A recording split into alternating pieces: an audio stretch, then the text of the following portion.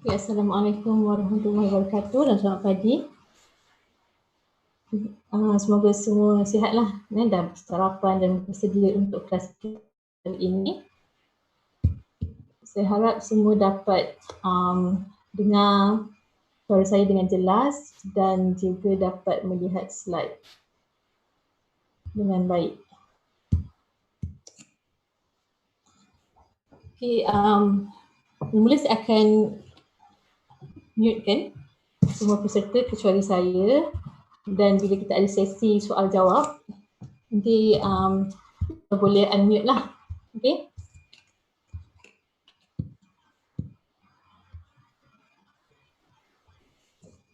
Okay, kita akan mulakan ya, insyaAllah.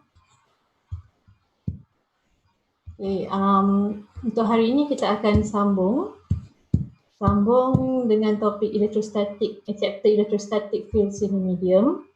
Okay. Kalau you all ingat, last week kita cover bahagian konduktor. Okay, konduktor, kita tengok konduktor konsep tu, conductivity, kemudian konduktor in electrostatic fields, what happens if we introduce electrostatic fields in the medium conductor, dan boundary condition. Boundary condition analysis, kemudian kita tengok application dia iaitu resistance. Okay, jadi untuk hari ini kita akan teruskan dengan dielectric. Lihat sedikit apa dielectric tu, dan kemudian kita tengok apa yang berlaku kepada medium dielectric bila kita introduce electrostatic field, kemudian boundary condition, dan kemudian application kepada dielectric iaitu capacitance.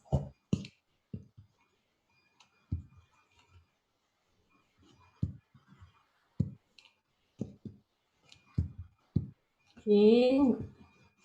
Ini adalah answers, these are the answers to last submission. Okay, so answers for the mysterious sentence of the day, relaxation time, and relation with surface charge transformation. Then the last one is on boundary condition between conductor and free space. Okay, you can check your answers. Okay, so kita akan teruskan lah dengan topik untuk hari ini, itu dielectric. So, what is dielectric? We learned about conductor last week. So, conductor allows current to flow inside it. And dielectric pula adalah the opposite to conductor. Okay. So, perfect dielectric will not allow current to flow. It isolates the current. And some examples of dielectric are material like glass, paper, and all those things. Okay, conductivity tu kita gunakan untuk differentiate different types of conductor. Okay, so permittivity untuk dielectric pula, permittivity adalah parameter yang digunakan untuk differentiate between different types of dielectric. Okay, so sebelum ni kita banyak menggunakan epsilon naught, di mana kita punya kita assume free space medium. Jadi untuk case dielectric dia ada nilai untuk relative permittivity epsilon R ataupun dielectric constant. Jadi epsilon tu adalah epsilon naught times epsilon R.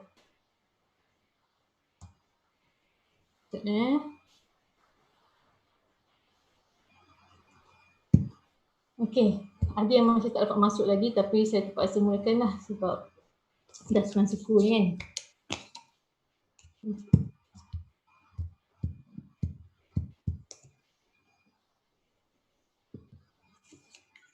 Okay, so dalam dielectric dia tidak ada charge yang bebas bergerak ataupun free electrons. Electrons dia terikat pada atom, bounded to atoms. Dan walaupun ada electric field, in this electric field, there's no current flow inside the dielectric. Okay, and if conductor, kalau kita apply electric field inside it, charge tu akan daripada interior dalam conductor tu dia akan bergerak ke surface kan. Okay. Jadi untuk dielectric ni dia tak ada pergerakan yang mass migration of the charges. Sebab dia tak boleh nak bergerak secara bebas.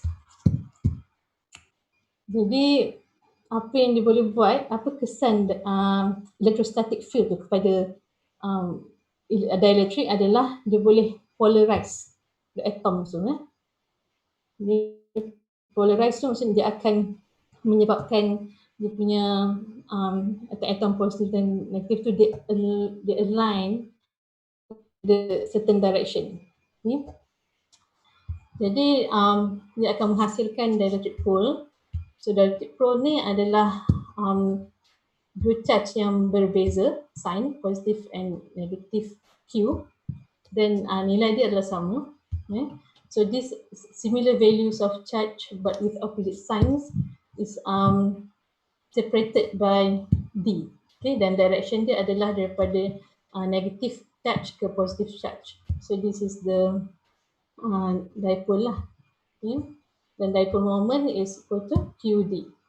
Okay.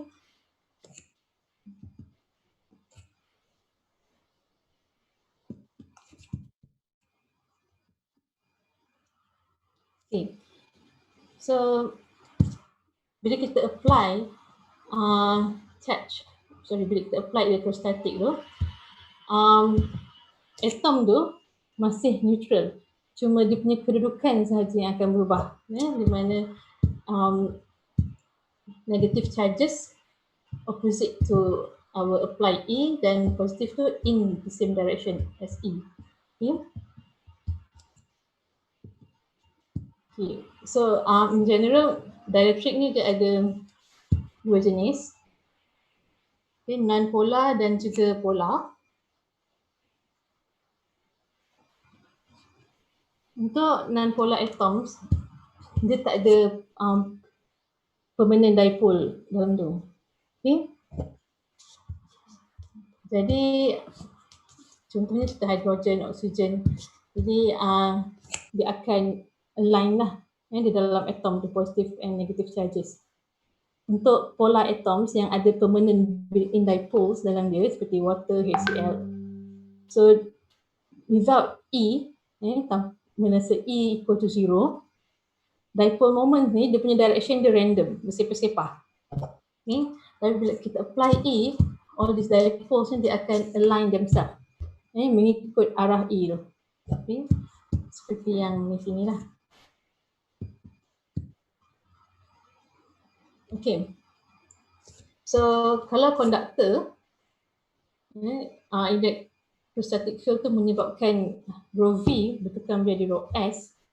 Jadi polarization ni menyebabkan dia menghasilkan bounded volume charge density iaitu rho VB inside the dielectric dan bounded surface charge density. This surface ni. Bounded surface charge density rho SB over the surface. Jadi dia menghasilkan rho VB dan rho SB. Okay. So rho VB inside dielectric, rho SB on the surface of the dielectric. Jadi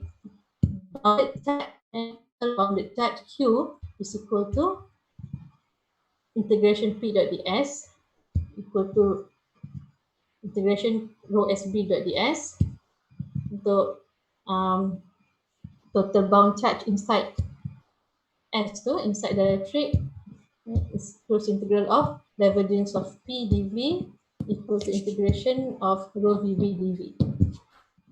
Okay, dan polarization ni, vector polarization ni unit dia adalah coulombs per meter square. Okay, unit dia sama dengan D lah, vector D. Itu flux density. Jadi dua-dua ni ada opposite signs. Untuk bound charge on surface QB, bound charge inside dielectric minus QB. Jadi total charge, assuming that dielectric tu tak ada free charge, is a ideal dielectric adalah kosong, 0.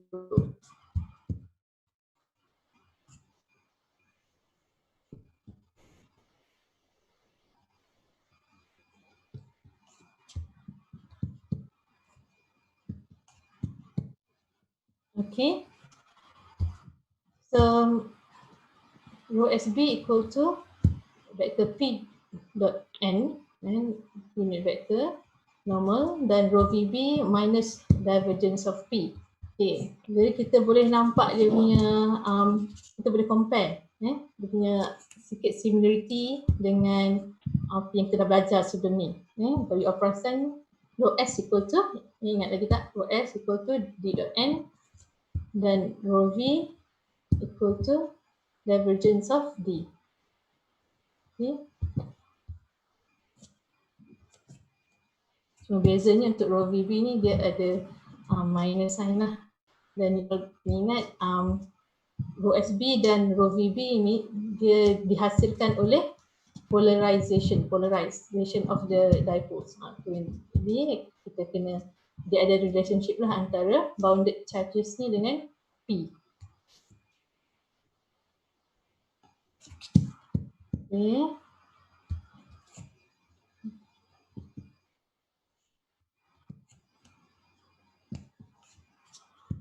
Okay, next kita tengok in terms of equation wise, effects of E field. Previously in free space, kita punya D is equal to epsilon naught E. So in the presence of E field yang menyebabkan polarized dielectric, di mana atom-atom dalam tu dia punya charges dia akan polarized. Okay, dia ada penambahan P, penambahan plus vector P. Jadi E field ni dalam dielectric ni apa yang dia buat? Dia menyebabkan, dia menaikkan nilai flux density tu by P. So P is equal to susceptibility E ni. So this is susceptibility. How it is, this how it measures the sensitivity of dielectric in response to electric field. So epsilon naught E, di mana epsilon R is equal to 1 plus XE. Okay.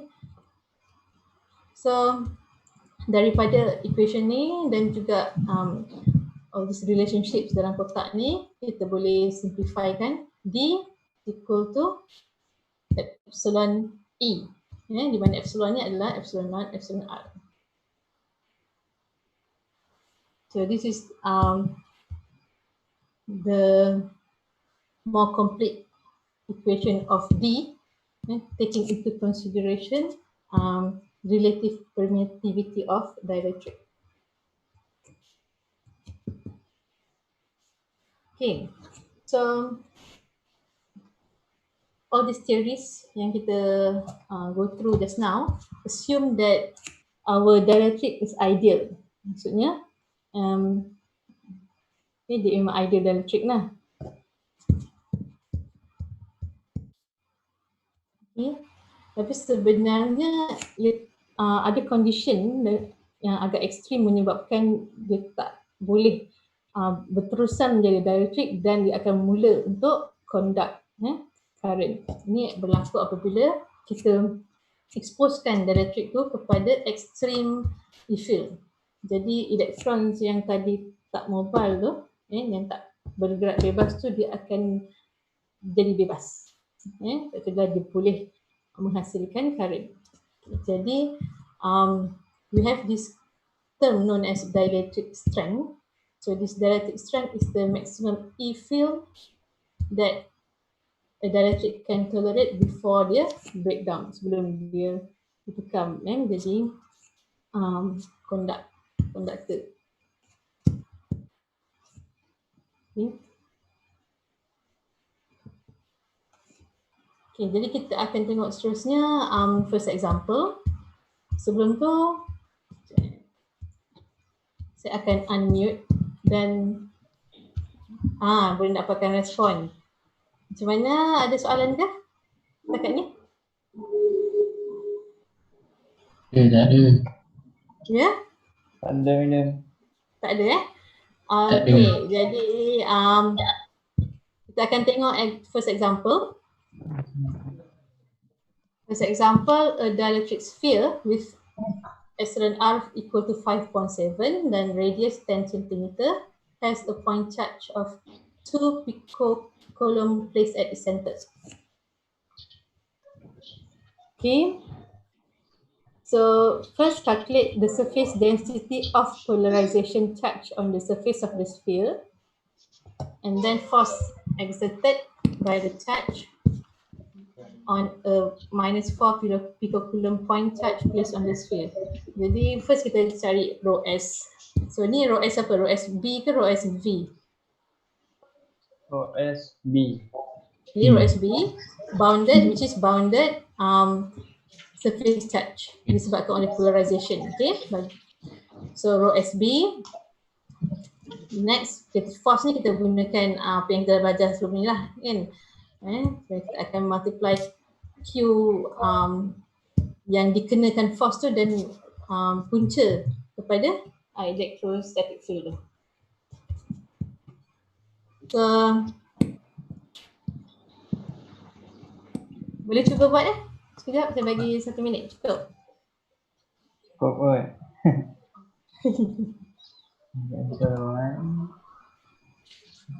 Okay. So rho SB boleh refer kepada equation formula untuk rho SB tu.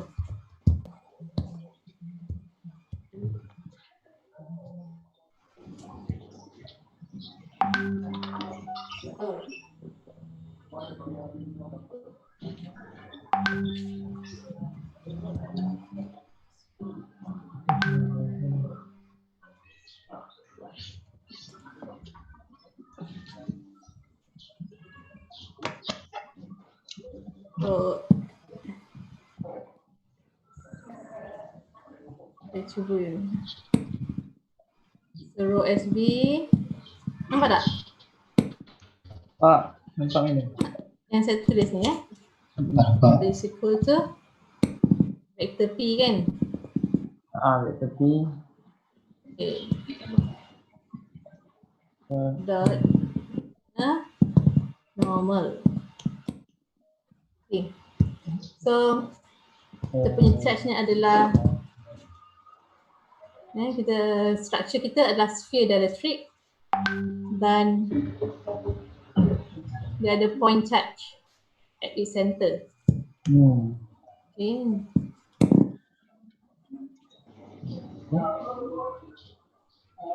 Apa yang kita ada point charge? Okay.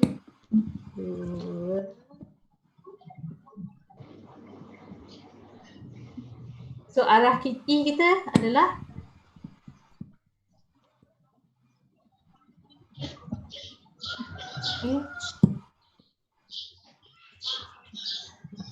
so arah E kita point charge kita kat tengah ni. Ni adalah sphere lah walaupun dia bentuk-bentuk tu kan. E kita arah mana? So sphere kita ada R, theta, phi. Okay. R, theta, phi. So kita punya E adalah disebabkan point charge ni adalah arah R kan? Okay, R. So ni adalah normal kepada kita punya sphere. Arah R.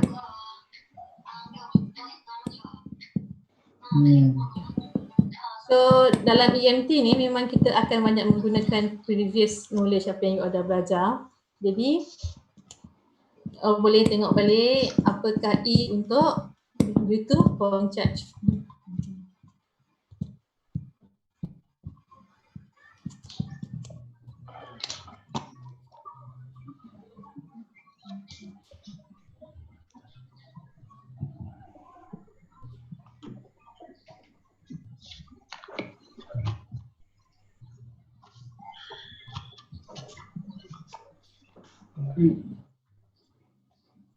Betul lah. Hah? Betul lah. Apa ni? Apa ni?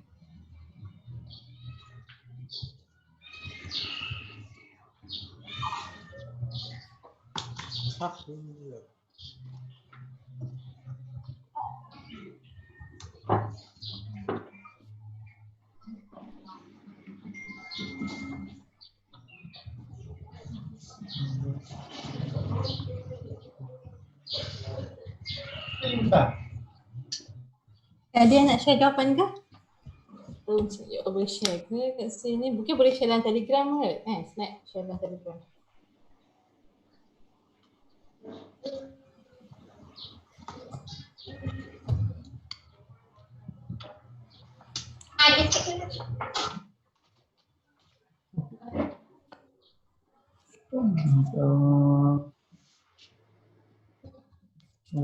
So kita tahu kita punya N ini adalah arah P. Okay, so you punya P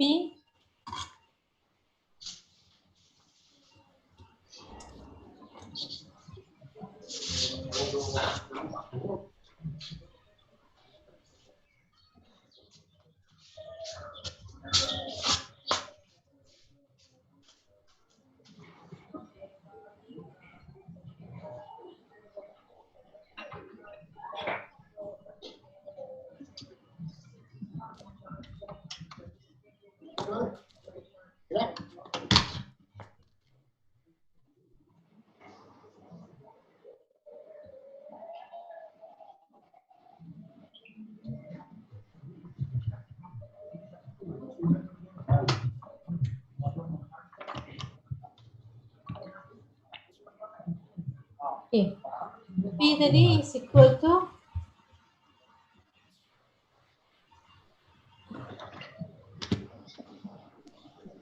susceptibility E epsilon naught E.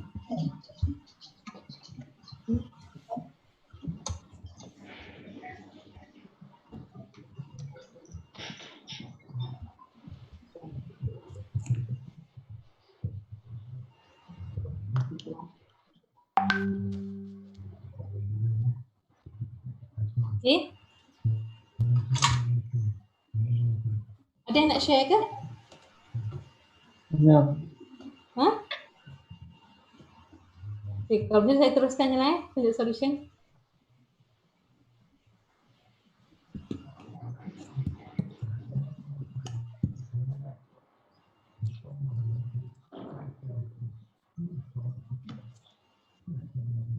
Nak buka pula slide. Okay. Okay, sekejap ya.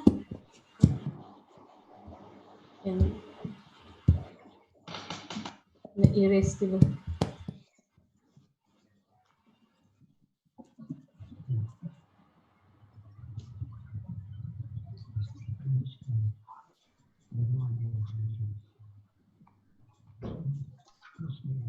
Okay, so point charge kita arah R. Okay, dan R equals to 10 cm. Okay, so kita kena dapatkanlah apa itu P, vektor P. So ini adalah E due to point charge. Ya, yang kita dah belajar daripada Coulomb's law dan Gauss law. So epsilon R equal to 1 plus susceptibility E. So this XE adalah 4.7. Okay, dari sini kita dapat 4.7. Kita masukkan sajalah nilai susceptibility, epsilon naught dan E. Kemudian akan dapat 13.12 picocoulomb per meter square arah R. Kemudian masukkan dalam equation rho SB dan dapat 13.12 picocoulomb per meter square. Okay. So unit dia sama dengan surface charge yang biasalah rho S sebab dia adalah surface charge density. Okay, untuk force kita nak kira force dikenakan kepada charge minus 4 picocoulomb tu disebabkan oleh charge 2 picocoulomb So kita masukkan Q1, Q2 ni nilai dia ni. So 4 pi epsilon R square. Jadi kat sini kita kena hati-hati sikit lah sebab kalau sebelum ni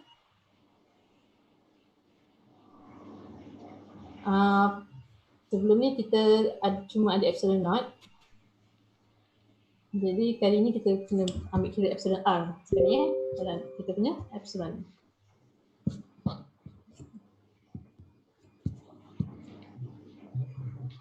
Okey, ada apa-apa soalan tak?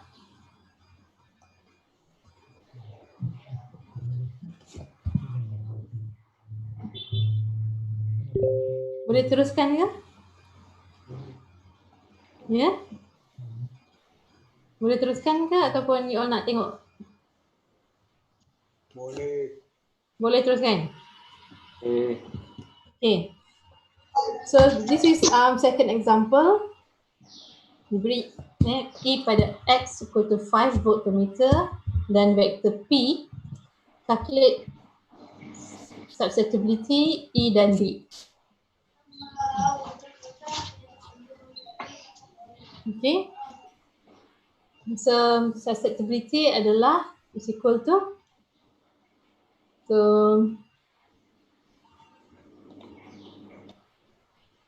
ni berapa relationship apa relationship antara P, E dan susceptibility?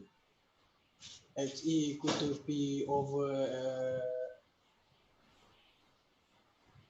permittivity kali dengan electric field. Okay, so kita gunakan itulah yang P equal to epsilon naught XE E. Okay, so daripada situ kita akan dapat nilai XE. Okay, dan seterusnya relationship antara P dan E tu P is equal to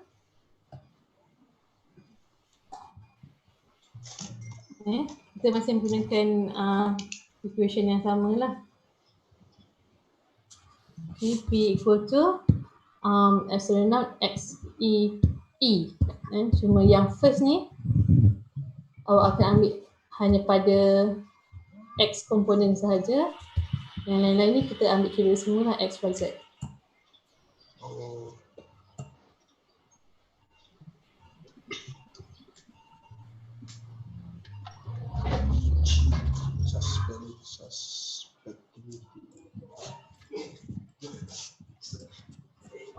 Okay. So and D is equal to epsilon E. Itu lah, quite direct lah. Okay. So ini adalah general equation. Okay. Tapi disebabkan kita diberi hanya E pada arah X saja, komponen X. So kita pun ambil P pada X. So Px equal to susceptibility epsilon naught E. So dari sini kita berdapat kita punya epsilon susceptibility 2.16. So kita gunakan dalam untuk dapatkan P.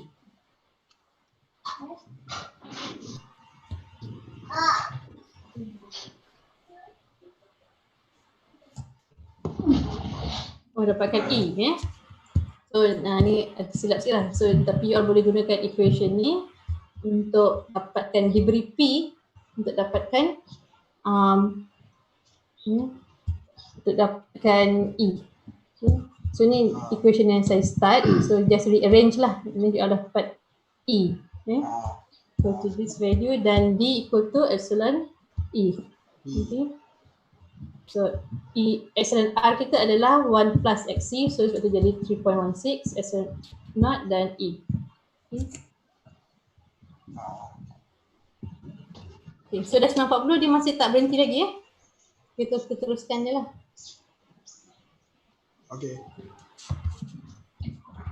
Okay.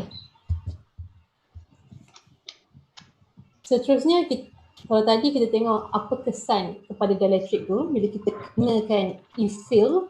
Okay, so apa yang berlaku different than conductor dia akan menghasilkan rho SB dan rho VB.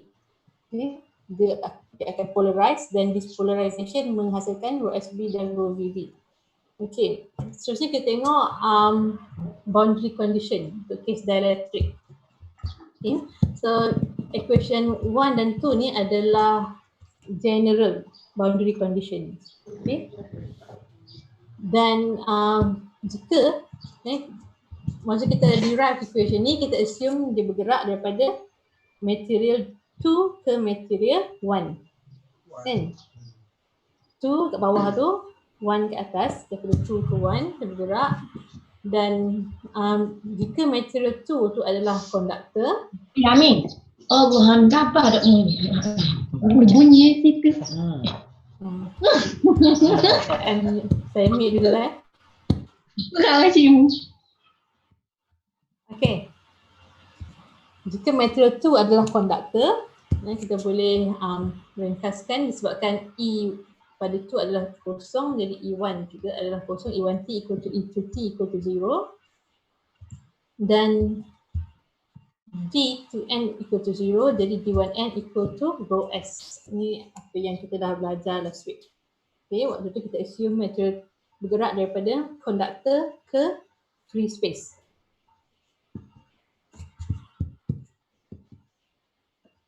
Okay. Tapi jika kedua-duanya adalah dielectric, material 2 dan 1 tu adalah dielectric, dan okay, rho S adalah 0. First kalau rho S adalah 0, so E1T adalah equal to E2T, dan D1N equal to D2N. Okay, so ini adalah jika rho S equal to 0. Kalau rho S not 0, tak equal to 0, then D1N minus D2N equal to rho S. Okay, so ini adalah basically equation, perbezaan dia untuk equation 1 and 2, dia ada modification sikit kan bila kita assume kedua-duanya adalah dielectric. Okay, so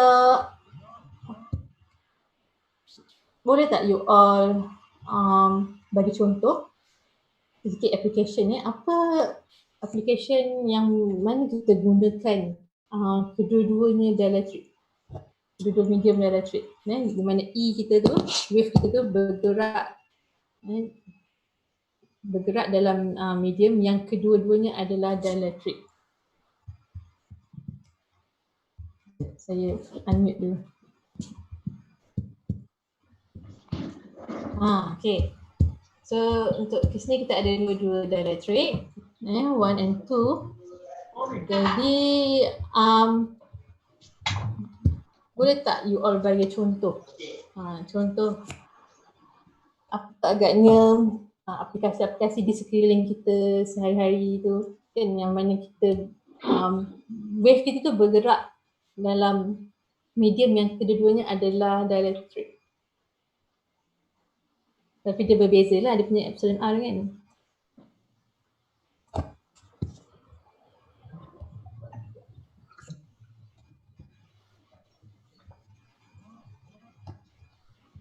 Ada nak kongsi?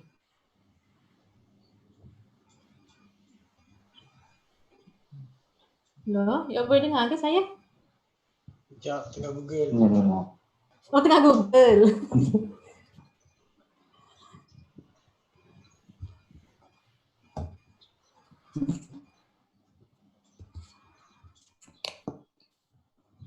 Okay.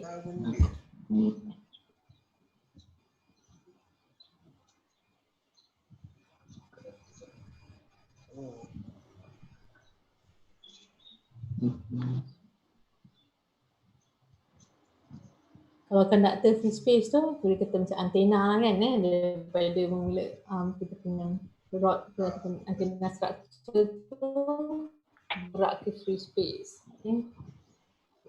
Kalau yang kedua-duanya dielectric. Yang antena tu daripada dielectric free space. Tak, yang tu conductor free space. Kalau yang menggunakan kedua-dua dielectric.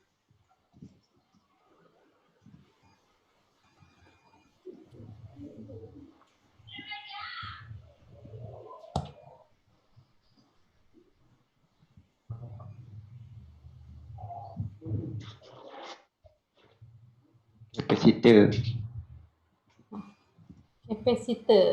Capacitor dia memerlukan konduktor. Oh. Okay, so saya bagilah jawapannya. Okay, so satu aplikasi adalah fiber optik. Unify tu. So fiber optik tu, dia punya structure dia adalah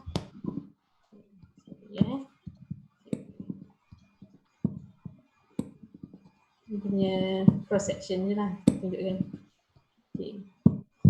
So dia ada panggil core dan cladding. So core ni adalah di mana kita punya electromagnetic wave tu propagate inside. Okay. So ni dia adalah kita punya core. Katakanlah ni kita punya epsilon 1. Okay.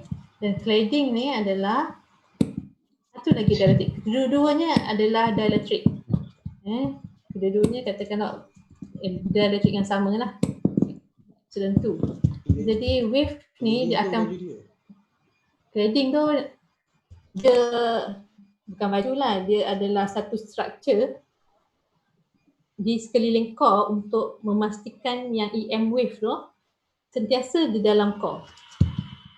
Kita punya EM wave tu, EM wave kita dalam bentuk optical signal lah, cahaya, dan cahaya tu bawa data. So data ni dia akan bergerak, dia sentiasa kat dalam core ni. Dalam ni. Dan jadi macam mana untuk pastikan dia sentiasa dalam core, dia kena pastikan dia punya refractive index dia lebih tinggi daripada cladding. Refractive index core lebih tinggi daripada cladding. Jadi dia punya epsilon dia pun berbeza. Jadi dia akan bergerak secara total internal reflection. Sebenarnya dia pantulan dalam penuh lah. Maksudnya sampai je dekat boundary antara core dan cladding dia akan terpantul. Sampai di sini pantul lagi. Jadi dia tak boleh keluar, duduk je dalam ni. Okay. So core dan cladding ni kedua-dua adalah medium dia dielectric. Dia boleh jadi silika, polimer ataupun plastik. Okay. So, contoh aplikasi lah. Aplikasi yang menggunakan kedua-duanya dielectric. Okay.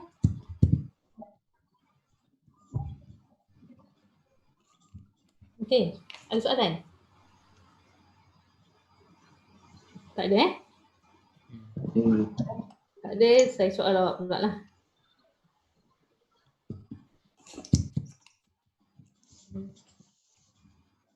Okay, next example.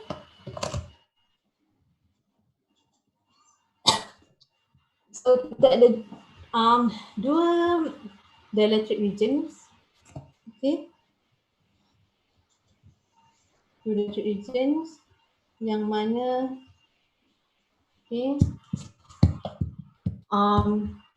so dibezakan dari segi R lah. Untuk R kurang daripada 4 cm region 1, R lebih besar daripada 4 cm region 2. Dan dielectric constant untuk region 1 3.5, untuk region 2 1.5. So diberi D untuk region 2. So dalam R, P dan Z direction, which is the cylindrical lah. So calculate E1 and D1, E2 and VB, and finally energy density for each region. So kita boleh cuba dapatkan E1 dan D1 dulu. Okay, so you all ingat semula dia punya boundary equations untuk dielectric.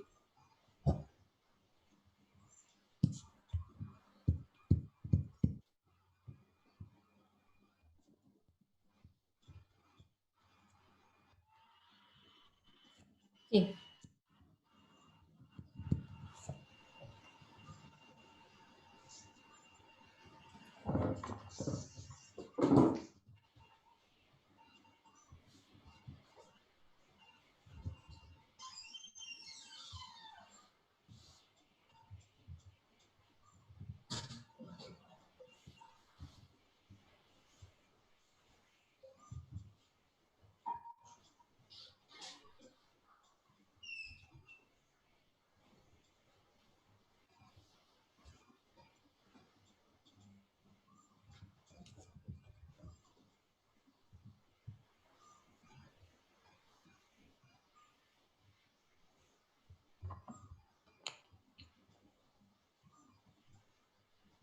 Okay.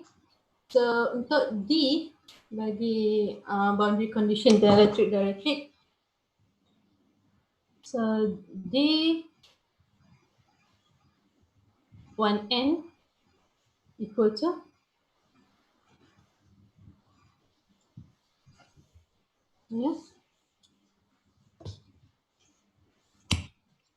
D1N equal to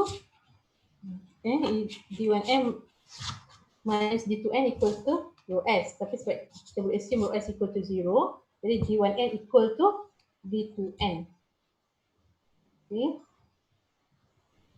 Satu lagi E1T equal to E2T. Kan? So daripada sini boleh dapatkan D1 dan juga E1.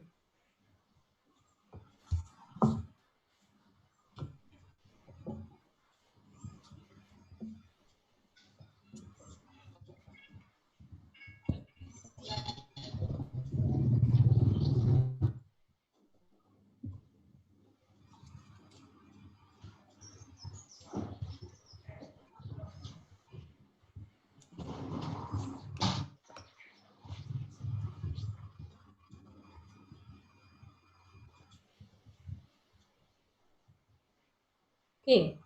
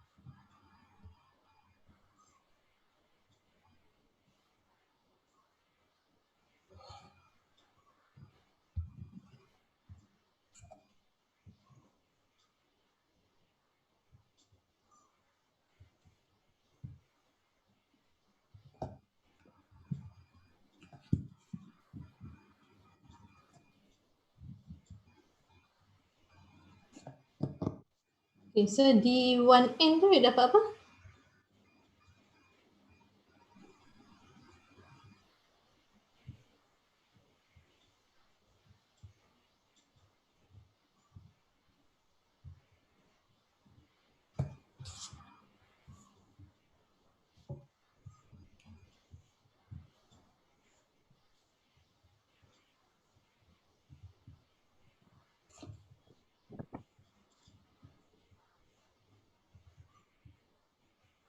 Ada yang dapat dah? D1N. Dengan D... Ada yang dapat ke D1N? Hello? Oh, mostly mute. Belum, Doktor. Belum. Okay. D1N, kalau you tengok, dia adalah arah silinder.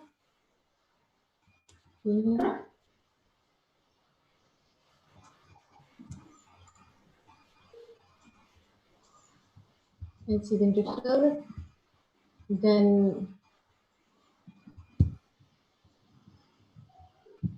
dia punya normal dia tu adalah pada arah R kan. So jadi D2N tu adalah, kita boleh ambil ni lah, D2N adalah equal to 12 pada R ni. Dan selebihnya adalah D2T. Okay. So yang komponen R ni equal to D2N, komponen V dan until Z ni adalah D2T. Ini sebabkan kita punya normal tu pada arah R. Okay. Jadi yang lain-lain tu akan jadi kosong lah untuk D2N. So daripada D2N equal to 12 pada R, is also equal to D1N. Dan daripada D2T ni, kita boleh dapatkan E2T. E2T equal to E1T, orang akan dapat E1.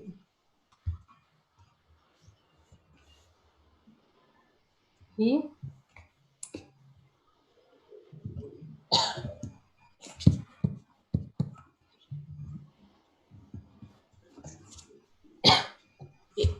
So saya tunjukkan solution. So medium kita adalah dielectric. R less than 4 cm. Kita ada the first dielectric, epsilon R 3.5. So second medium, ER, epsilon R 1.5.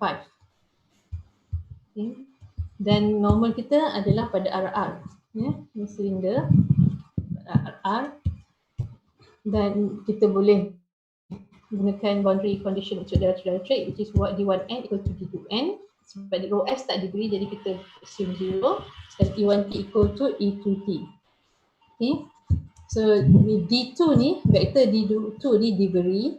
Jadi kita boleh, disebabkan normal kita adalah pada arah R, ni adalah equal to D2N. Graf R. Yang selebihnya adalah kita punya D2T.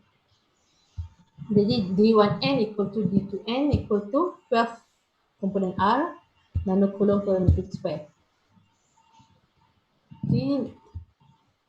Dan D1T equal to epsilon 1 E1T.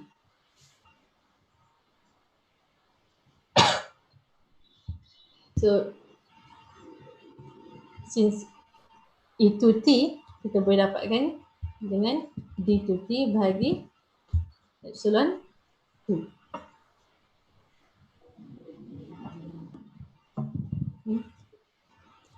So ingat sini boleh ke? Ya?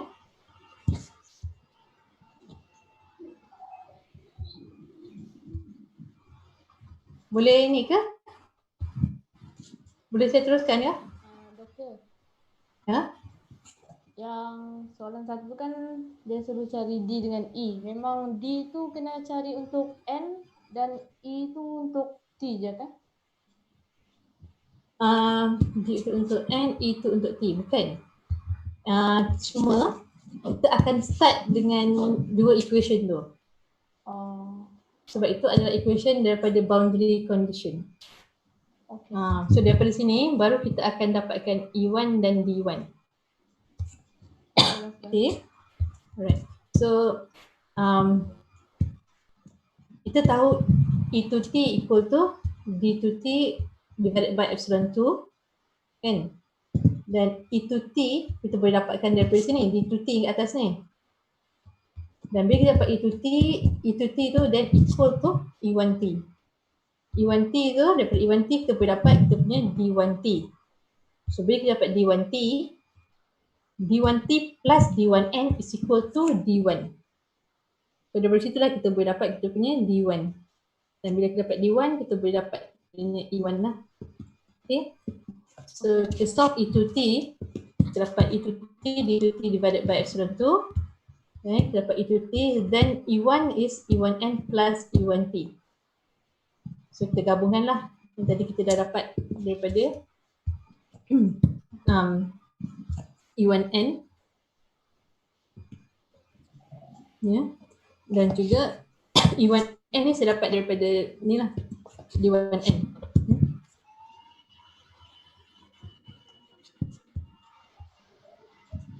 Okay, so ni kita dapat kita punya E1. Ya. Yang E1 ni saya tak tunjuk lah sebab it's just D divided by epsilon 1. D1 divided by epsilon 1. So dapat E1, kita boleh dapat D1 dengan multiply E1, vektor E1 dengan epsilon 1. Epsilon 1 is E0, epsilon 0 times epsilon R untuk region 1, 3.5. So ini orang akan dapat dia punya D1. Okay.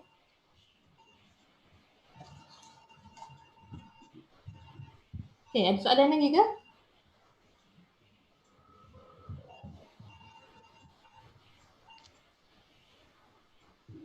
Okay, boleh teruskan? Boleh. Ni boleh? Boleh. Alright, so ini adalah first part lah A untuk dapatkan E dan D. Seterusnya dapatkan P tu, vektor P tu dan juga row VB. Okay, so P tu kita is equal to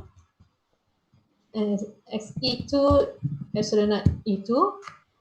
So ni kita boleh dapatkan daripada ER2 lah, ER2 diberi. So kita boleh dapatkan kita punya XE2. So kita just E2 is equal to E2N plus E2T. Okay. So tadi kita dah dapat D2N, dapat D2N. Kita daripada D2N kita boleh dapatkan E2N.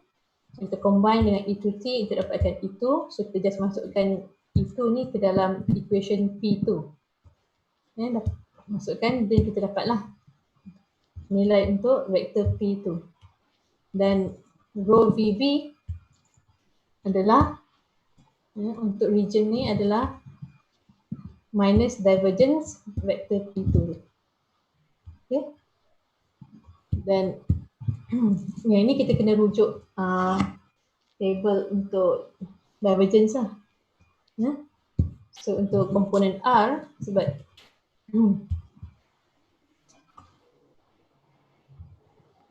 okay, bila you all refer kepada formula untuk divergence tu, yang lain-lain ni dia akan jadi kosong. Komponen V, Z ni akan jadi kosong sebab dia tak ada apa-apa variable kat sini. Dia ada cuma nilai 2, 3. Dia tak ada variable. Untuk yang R ni walaupun dia tak ada variable, tapi dalam formula divergence untuk komponen R, kita ada darab dengan R. Jadi 4R. So bila kita partial differentiate for R ni, kita akan dapat 4. So itu yang jadi minus 4R. Dan kita ada darab dengan minus 1 over R di luar partial differentiation tu. So kita akan dapat minus 4 over R nanocoulomb per meter cube.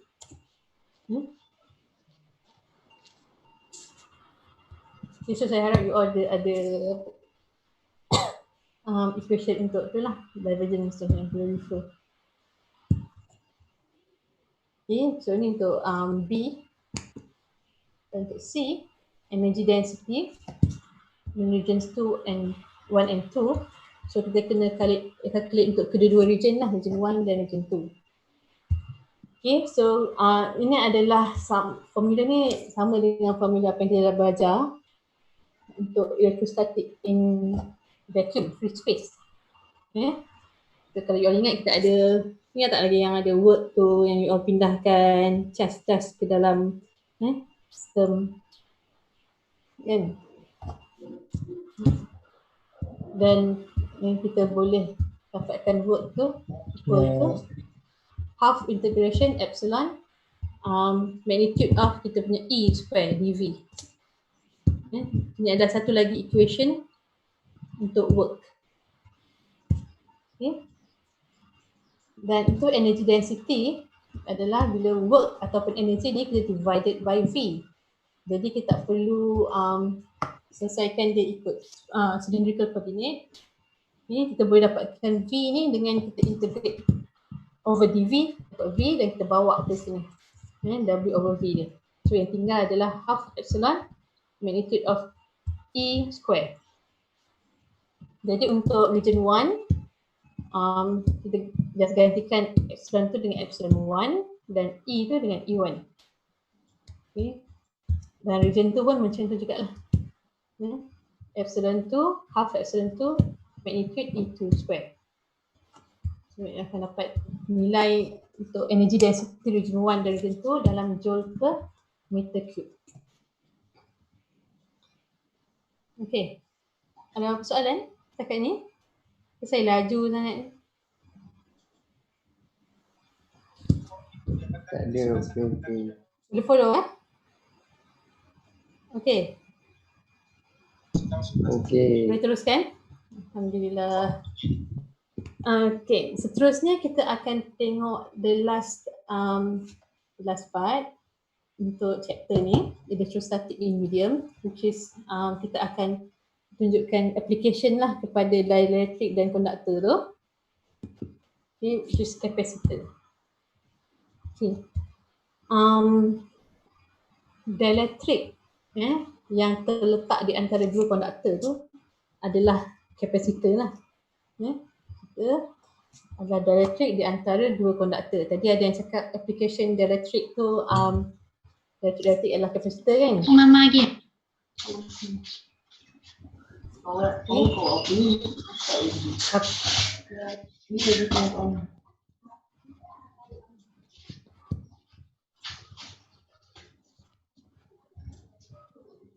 Ya. Okay. So kalau dan dalam dielectric ni it's possible to have different types of layers of dielectric, tapi untuk capacitor tu kita kena pastikan dielectric kita tu di antara dua konduktor. Itu adalah konsep untuk capacitor lah. Okay. Dielectric can be more than one. And capacitor tu dia boleh jadi dalam parallel or serial. Okay, ini contoh plate conductor. Dan ini adalah contoh spherical ataupun coaxial conductor. So ni yang tengah-tengah labu ni ada dielectric dan di bahagian bulat kecil dan besar ni on the surface ni adalah conductor lah.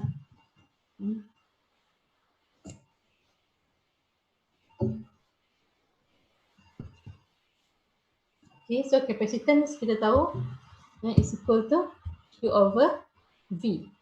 Okay. Dan arah kita punya E tu adalah daripada positif ke negatif. Kalau awak ingat sebelum ni kan bila kita kenakan electrostatic ke dalam konduktor, kita punya charge tu akan bergerak mengikut kita punya arah external field tu. Tapi kemudian charge pada surface tu dia akan menghasilkan E induced. Jadi E dalam kes ni adalah arah sama macam E induced lah, daripada positive charge ke negative charge. Okay. So C equal to Q over V. Q ni maksudnya rho S ds dan V minus E dot dl. So ni kita ambil nilai absolute dia lah, nilai mutlak yang positif sahaja. So rho S ds kita dapat daripada Gauss law, hakim Gauss law V dot ds. Dan normal kepada kita punya D tu adalah kita kena tengok surface charge tu lah, kat mana macam plate conductor capacitance ni bergerak. Kalau spiral ni dia arah R, kalau ini dia arah X atau Y ke, tengok pada sakah dia lah, kat C tu. Okay. So kalau kita ada beberapa dielectric, okay, dan dielectric tu dia boleh connected in series or parallel. Okay. So different dielectric ni dia akan menghasilkan different capacitance lah. Macam first region dielectric T1, second C2. So antara kedua-dua dielectric ni kita boleh ada konduktor tau. Kita ni ada konduktor pada A R jari less than A ni, pada A ni kita ada konduktor, dan kat luar ni B ni, pada B ada satu konduktor. Okay. R equal to A dan R equal to B adalah konduktor kita, dan di antara tu dielectric, dan ada dua jenis dielectric, so C1 dan C2. Dan untuk capacitance yang connected in series, C total dia adalah C1 C2 divided by C1 plus C2. Kalau ingat Carolita, formula C total ni dia terbalik dengan kita punya resistance kan. Jadi untuk capacitance yang connected in parallel, titik ke atas adalah C1, bawah situ.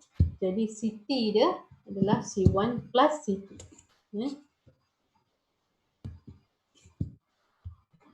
Okay, energy stored. Energy ni adalah ni satu lagi equation untuk kita punya work ataupun energy. Kalau tadi epsilon, half epsilon E squared. Okay, ini adalah satu lagi equation untuk kita punya work ataupun energy. So half equal to QV, dan Q ni kita boleh wakilkan dengan CV. So kita boleh dapatkan energy. Kalau kita ada nilai C dan V, kita pun boleh kira energy stored in capacitor.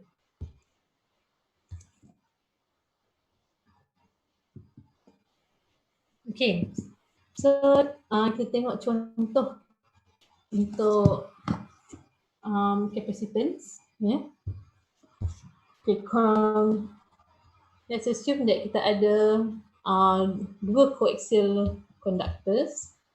Okay, dan dua coaxial conductor ni pada radius yang inner ni, yang dalam ni inner radius dia A, yang di luar pada inner radius B. Okay. So space between the conductors tu kita ada homogeneous dielectric with permittivity epsilon.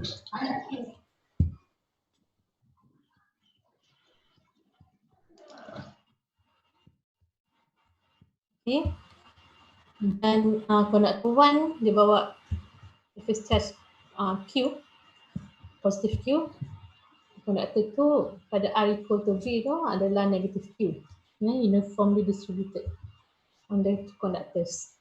Jadi calculate capacitance untuk this cylindrical coaxial capacitor.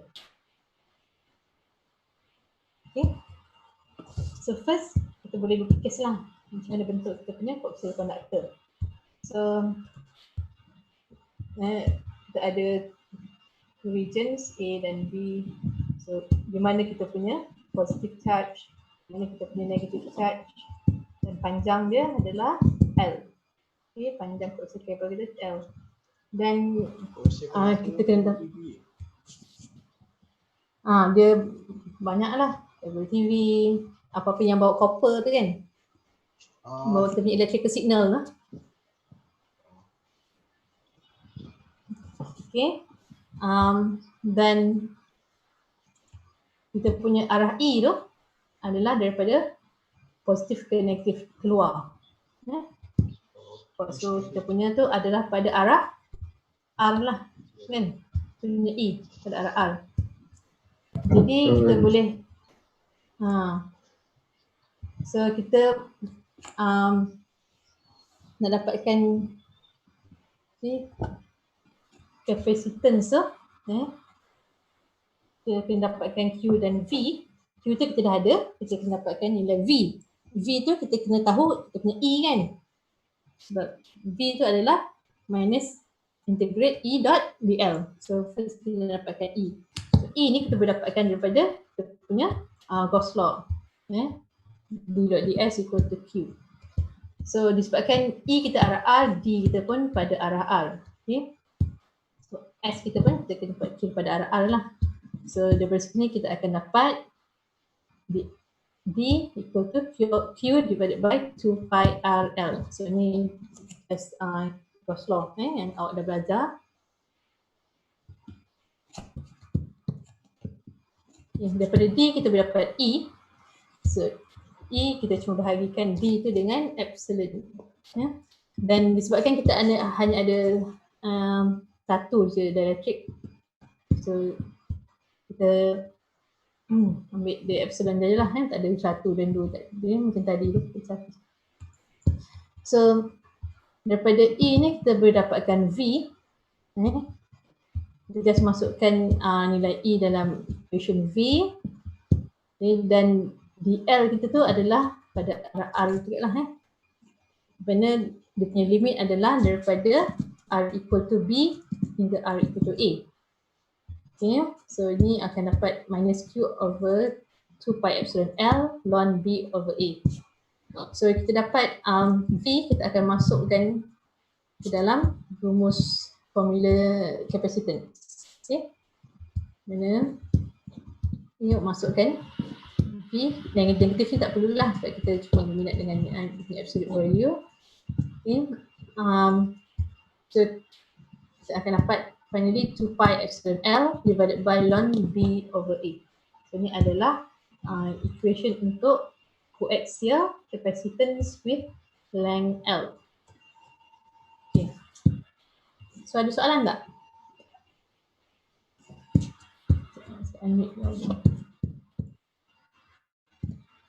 Ada soalan ke? Kita tengok mak. Dah mengantuk mana? Dah mengantuk? Pak Mak sudah mengantuk. Okey, pagi dah mengantuk dah tu. Okey, faham tak yang untuk pengiraan capacitance, example capacitance?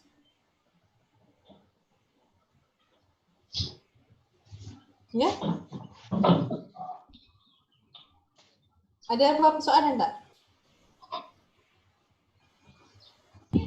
Tiada. Tiada.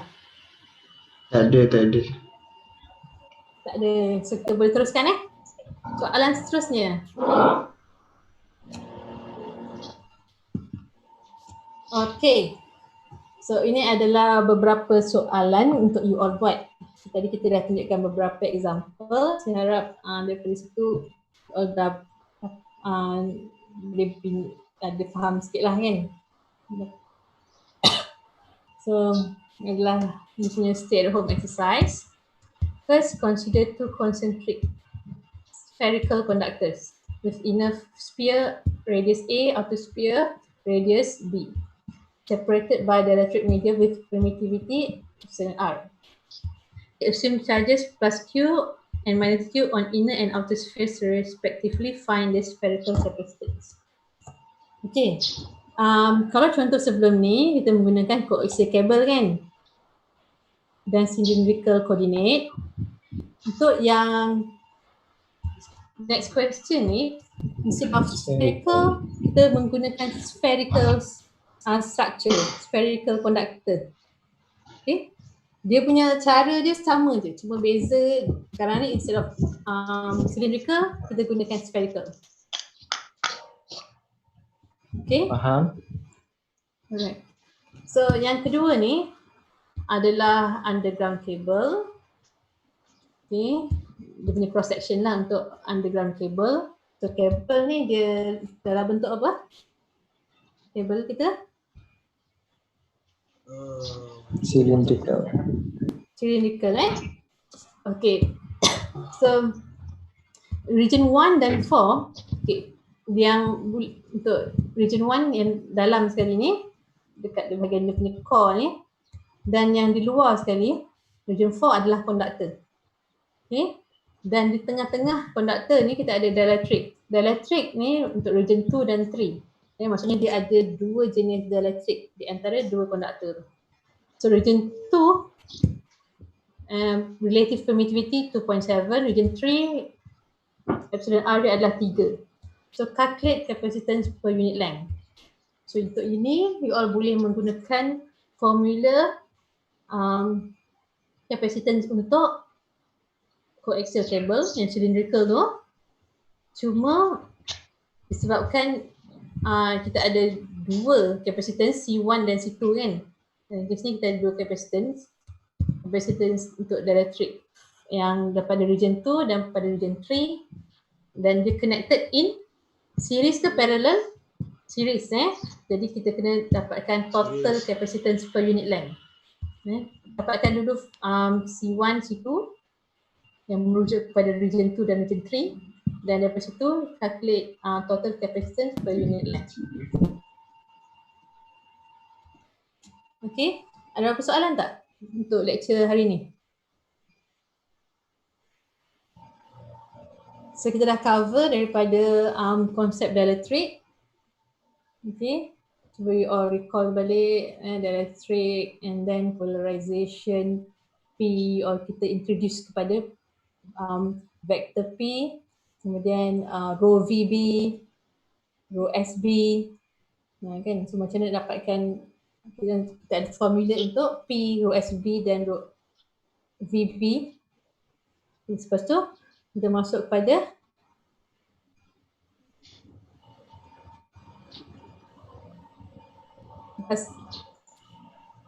dielectric in the influence of E, kita masuk kepada ada yang nak jawab ke? Selepas dielectric in electrostatic field, kita masuk kepada seterusnya, supaya you all ingat boundary kan, boundary condition. So kita consider case yang mana kedua region adalah dielectric kan. So waktu calculation tu kita dah boleh kira selain daripada E dan D, kita boleh juga dapatkan P. Untuk boundary condition ni kita dah boleh dapatkan P, rho VB, semua dia dah ambil kira dah dalam ni. Dan kemudiannya kita daripada boundary condition tu kita masuk kepada capacitance kan. Jadi kita tengok application apabila kita ada kedua-dua dielectric dan conductor. Itu adalah konsep capacitance lah, di mana kita ada dielectric di antara dua conductor. Okay. So bila you all nak hantar ni exercise ni agak-agaknya malam ni. Esok. Saya akan buka submission dalam e-learning. Biasanya kita bincang malam Doktor. Slide macam mana Esok. Saya akan share lah dalam e-learning dan juga nanti saya akan buka submission lah macam biasa. Esok malam. Boleh Doktor. Boleh, insyaAllah. Hari. Esok malam Tanya dia. Boleh. Okay. Jadi ni pun saya akan rekodkan, cuma saya rasa dia akan ambil agak besar lah dia punya size. So itu saya buat 50 minit, saya rasa dalam 35 meg lah. So ni 1 jam, 1 jam setengah saya rasa. Mungkin dalam 70 meg.